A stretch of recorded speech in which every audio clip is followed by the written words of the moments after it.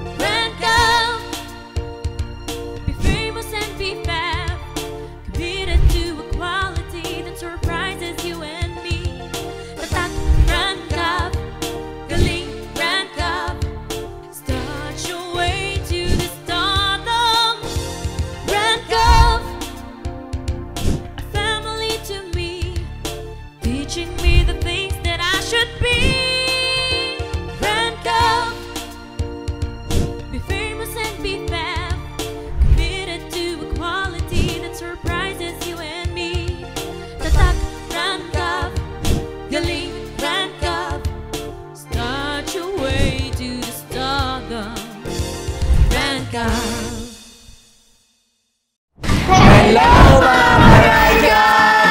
Panibagong araw, panibagong yes guys, part 5 na ng What If Challenge! Pero syempre, bago magsimula ang vlog, hindi natin kakalimutan i-shoutout ang mga loyal supporters and followers natin. Oh. Yeah! Shoutout kay Emily Labira, J81, Love you, Milmi. Support kami sa inyo, Milmi. Hannah Jel, Kazumi, and Erndra. Love you, Rankav Management. Yeah! Ito naman ang sabi ni My Cinnamon OS7JQ. Wow, grabe ang Milmi. Nakakawala ng stress at pagod. Hehe. Sana tuloy-tuloy kayo, Erndra, Hannah, Kazumi, and Jelsi. Thank you so much din po sa patuloy na pagsuporta at panonood ng vlogs namin sa Rankav. Kaya shoutout sa'yo at Mariel Pitogo. Mariel, ang sabi niya, first comment ko po to, sana mapansin sa Jelsi. Inaabangan ko talaga ang mga vlog sa Rankav. Masaya na ako basta mag-vlog lalo na ang Jelsi. Love you all, Rankav! At syempre, ipagpatuloy niyo na ang pag-comment at pagbibigay ng feedback. Kaya naman ito ang sabi ni Maylin Makasait-MS1IN. Nakakilig talaga ang Milmi at Jelsi. Stay safe all, Rankav! Siyempre, huwag yung skip ang ads para happy-happy lang. Kaya shoutout kay Colette Miguel, ang sabi niya, grabe talaga magpakilig ang Hana. Sobrang nakakawala ng lungkod, kaya we love you, Hana and Rankav Management. Huwag niyo kalimutan i-share ang mga vlogs namin sa YouTube channel ng Rankav. Kaya shoutout kay Lisa Abad-SO9OQ. Sabi niya, Hana na lang sapat na, salamat sa araw-araw na pagpapakilig. I love you, Hana, and I love you, Rankav. And shoutout na din kay Chaotic Siblings Gala. Earned lang sa kalam, guys. Grabe magpakilib ang Rankav. God bless Rankav. At syempre, shoutout din sa'yo, user-QV9XC7YU8X. Rankav Management is the best dahil sa Erndra. Sobrang nakakakilig ang Erndra. Dahil sa inyo, kinikilig ako ng sobra. Love you, Erndra and Rankav members. Shoutout sa'yo, user-TW5SL7HQ8H. Sabi niya, grabe talaga magpakilig ang Hana, Milmi, Jelsi, Erndra at Kazumi. I love you, Rankav Management. Shoutout din po pala kay Marian Palines. The best talagang Kazumi. Sana mapansin po. I love you all, Rankav. Ano ba bang inaantay natin? Simulan na natin ang part 5 ng What If Challenge! At eto na guys, ang una nating isasalang ay ang di papakabog na Jelsi! Si Angel at si Cassie! Wait na, unaan ko na itong what if. What if bad boy ako at mahilig sa chicks? Eh, di ba bad boy ka naman talaga? Tsaka doon ka na sa mga chicks mo.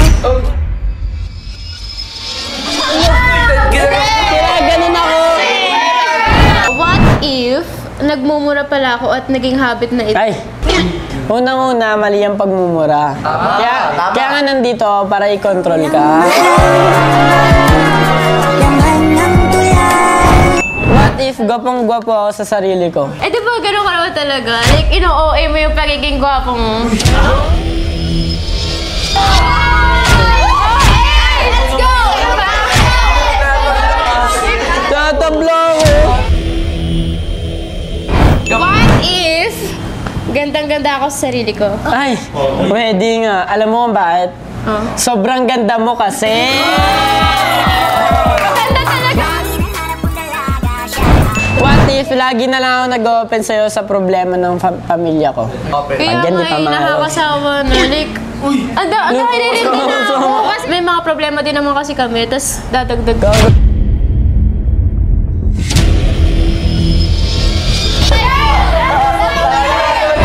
What if sexy lang ako at hindi maganda? Ay, okay lang. Hindi naman kasi ako nabasa sa itsura o sa katawan. Nabasa ako sa ugali.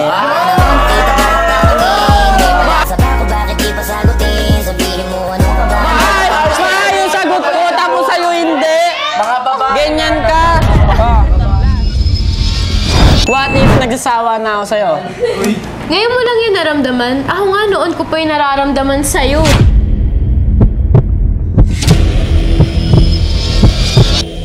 What if na-body shame ako sa social media? Will you stand by me?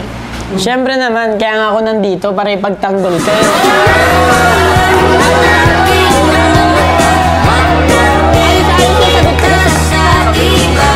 Sabi naman yung mga what if na hindi papakabog na Chelsea dun, guys. Pero eto na nga. Ang susunod nating isasalang ay ang newbie Klazumi. Yan, si Clark and si Kazumi. Okay, let's go. What if hindi ako mag-reply sa mga chat or text mo? Eh di mas okay, para hindi ako na-istorbo sa mga ginagawa ko. Grabe naman to. What if strict ang parents ko pagdating sa courtship? Kapag strict yung parents mo pagdating sa courtship, re-respetuhin ko yun at hihintayin ko yung tamang panahon para magpaalam. What if hindi ko ginawa yung mga bagay na gusto mo? Okay lang, meron namang ibang gagawa nun para sa akin.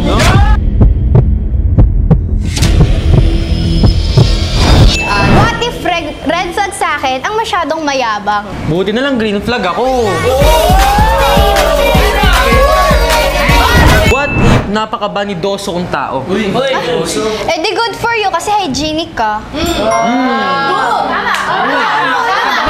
What if mahilig ako mag-pet ng ahas or snake? Pupunta ka pa ba sa bahay? Of course, pupunta ako sa bahay nyo. Kahit T-Rex pa yan, basta lang makakapiling ka.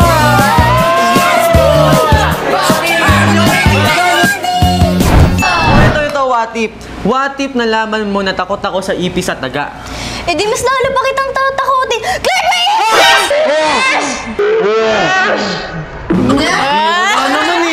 Wala naman eh. What if wide reader ka? You read more books. On the contrary, meron akong bibliophobia or fear of books. How will you help to love books?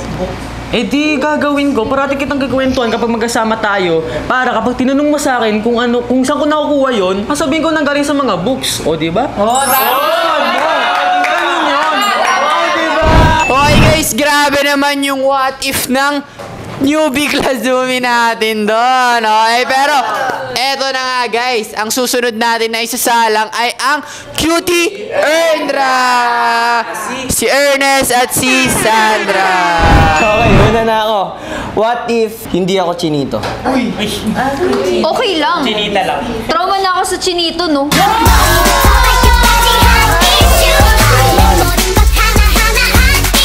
What if marami akong tantrum sa buhay? Basta sa lahat ng tantrums na inaharap mo, wag mo kakalimutan na nandyan lang ako para sa iyo. Okay, ano naman? What if mababa ang self-esteem ko? Uy, yan, maganda yan. Okay ka naman eh. Na-insecure ka lang.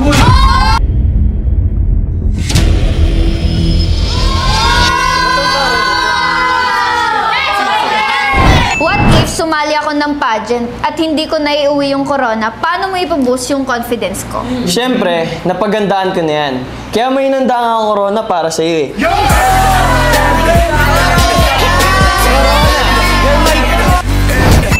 What if may mga friends akong gays at nakakasama ko sila sa mga inuman? Go lang! Kung saan ka masaya, edi dun ka!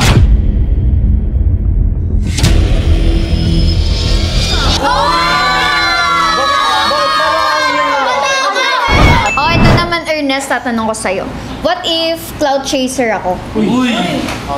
Siyempre naman hindi. Kung nalaman ko yun nung una pa lang, di sana nilayuan na kita. Last what if ko sa'yo. What if sumali ako sa PBB? Paano mo ako ipapakilala? Yes! Gusto ko yan! Kaya mo na yan. At yan, ang bagong housemate sa bahay ni Kuya. Si Ernest. Yun lang? Yun na yun. Maganda ng bungad. What if magiging honest ako sa'yo? Kapalit-palit ba ako? Bakit ako maghanap ng iba at papalitan ka? Kung alam kong honest ka na.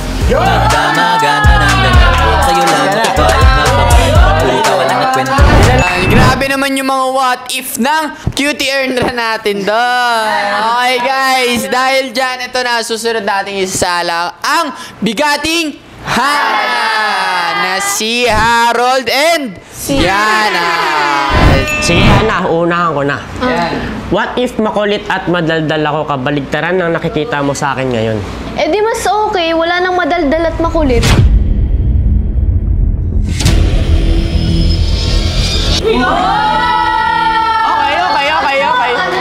Okay, sige.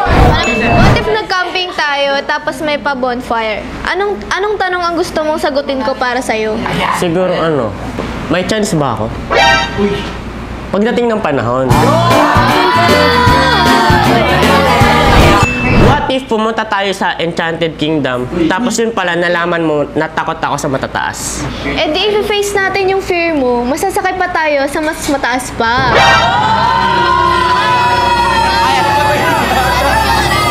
What if hindi ko hilig ang pagsayaw? Hindi, okay lang. Susuportahan kita kahit ano man ang hilig mo. Sige, ako naman. What if lagi akong late sa vlog o kung saang events ng Rancab? Eh di may iwan ka, sumunod ka na lang.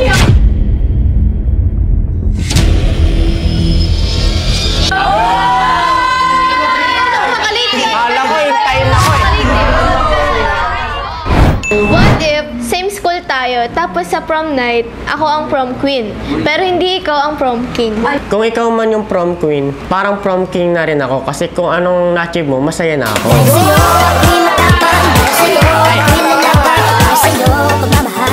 What if niyaya kita to watch a movie? As in tayong dalawa lang, sasama ka ba? Hindi. Bakit? Siyempre, yung mga gusto kong kasama, yung mga girls.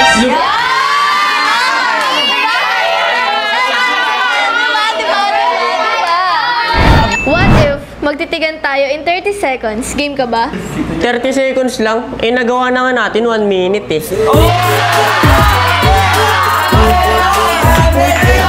Guys, grabe naman yung what if ng bigating Hana natin doon. Pero eto na, ang panghuli nating isasalang, ang pangmalakasang Milmi!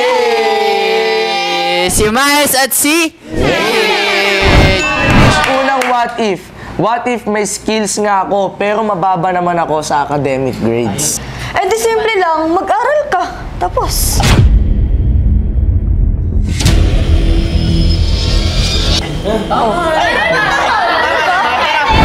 What if maganda nga ako pero maldita naman? Okay lang, Mitch. Kasi kung paano kita nakilala, ibig sabihin nun, tinanggap na kita. Kaya naman kung ano yung sinasabi mong maldita ka, Mitch, huwag ka mag-alala. Tanggap na tanggap kita! What if na-reveal ko sa'yo ang dark side ko? Eh di kung i-reveal mo yung dark side mo, eh di lalayo ako and aalis ako. What if hindi ako marunong lumangoy? Yun lang ba problema mo, Mitch? Nako, tamang-tama, marunong ako lumangoy. Kahit araw-araw mo pang gusto, tuturuan kita lumangoy eh.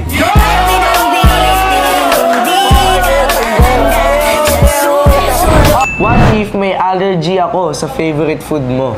Eh kung allergic ka naman pala sa favorite food ko, eh di ako na lang kakain, panoorin mo na lang ako.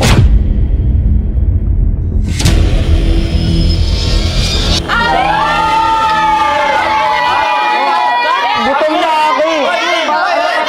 What if bumisita ka sa bahay tapos nakita mo na may bisita ako na lalaki at mukhang close pa sila nila mommy and daddy? Mape-pressure ka ba? Ba't naman ako mapipressure? Yung lalaki pupunta sa inyo, pupunta nga din sa amin yun eh.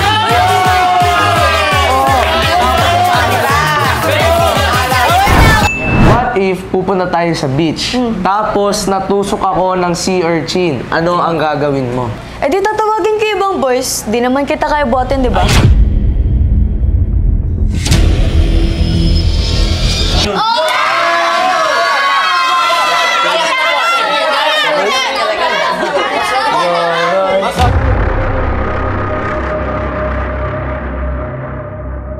What if magkaroon ako ng solo project? Susuportahan mo pa din ba ako? Siyempre naman, Mitch, tatanong pa ba yan? Kahit anong gawin mo, kahit saan ka pa pumunta, lagi ako nandito sumusuporta sa'yo. Suportahan mo lagi ka. Safe ka sa akin, Mitch.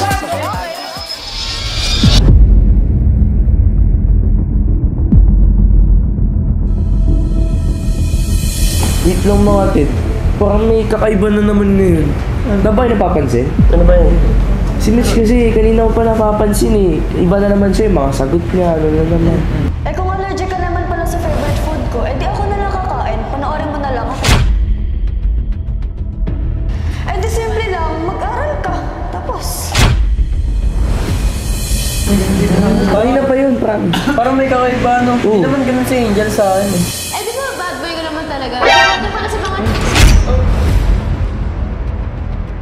Eh, di ba ganun ka naman talaga? Like, ino-OA mo yung pagiging gwapo mo. Ay, si Angel, ganun siya. Ganun rin eh, kanina.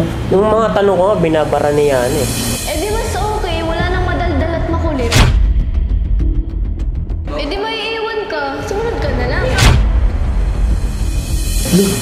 Eh, paano kaya kung pinagplanuhan talaga nila yun? Pinag-isipan nila?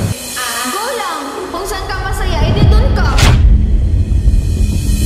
Yung mga pinagplanuhan nila yan. Kasi pre, isipin mo, sabay-sabay nilang ginagawa sa atin. Kaya, Okay lang, meron namang ibang gagawa nun para sa akin. Motive din, no? Pero, yaan nyo din sila. Diba? Oo. Siyempre, madami pa tayong gagawin. Oo, unahin mo na lang. Yun ay intindihin nyo na lang muna yun. tama. Ay, tawag na tayo. Ano tayo? Tara. Ano, auto na tayo? Oh, boys, ba't ang tatamlay nyo? Siguro, dinibdib niya yung mga sagot namin, no? No? What if lang naman yun, mag-iseryosohin? Kaya nga. Eh, what if kung sinadya namin yun? Diba? At what if kung plinano namin talaga yun? Oh! Ay! Ayan na! Boys, alam niyo may sasabihin kami sa inyo. Napagkasunduan lang naman mga girls na inisin kayong lahat.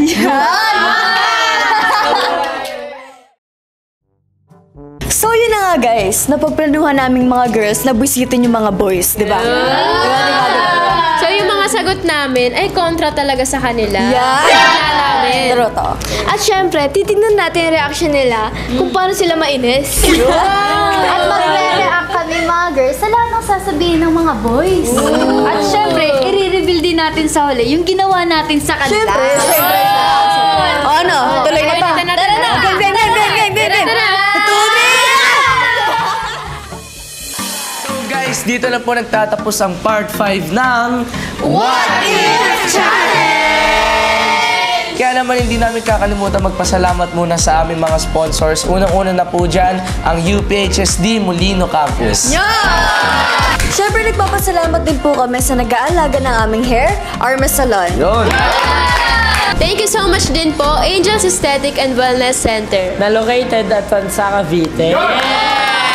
At syempre, nagpapasalamat rin kami sa nag-aalaga ng aming face and skin, ang The RM Face and Skin Clinic. Na located sa Imus at Makati.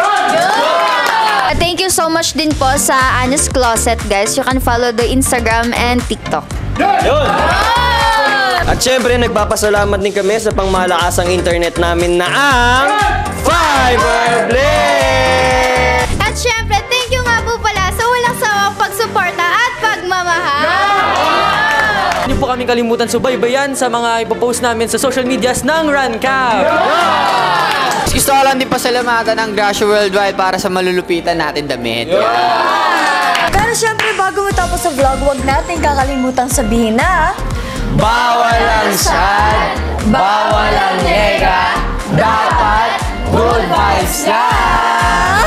Para tuloy-tuloy ang good vibes guys, huwag nyo kakalimutan i-click ang subscribe button at i-hit nyo na rin ang notification bell para updated kayo sa mga vlogs ng Rancab. Hanggang sa muli guys! Bye!